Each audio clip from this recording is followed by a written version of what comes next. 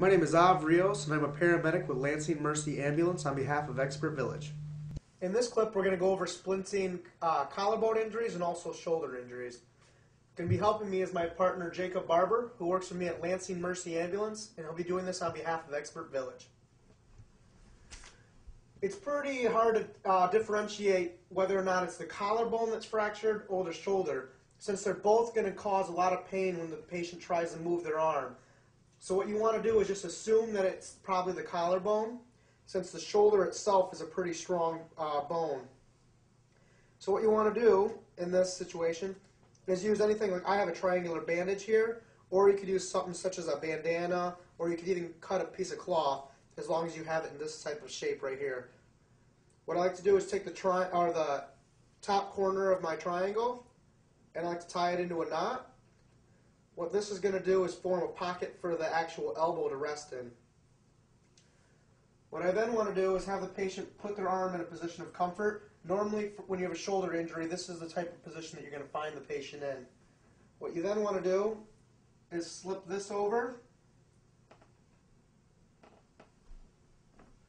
You'll see how this pocket here for the elbow will just kind of hold itself in place there.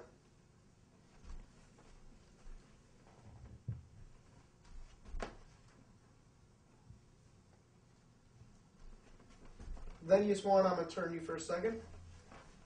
Just want to come and you want to tie this in a spot where it's more comfortable for the patient. Right here in the back is nice, rather than some people that tie it on the neck. Both will work, but it's just wherever's comfortable. If you do tie it in a position where it has to be on the neck, consider using some padding to go there to give a little more support. Once I've tied this in place, this is giving a little bit of relief from the shoulder, having it have to do less work. But there's also going to be pain every time the arm moves. If the arm moves forward, the joint is still moving, so you haven't quite immobilized it yet. That's a nice adequate splint that will work if the patient wants to hold it themselves. But if you're going to be doing any long transports, what you're going to want to do is actually use another dressing here. Again, go to a position of comfort. And I'm going to turn you for just a second here again. And I'm going to tie it behind his back.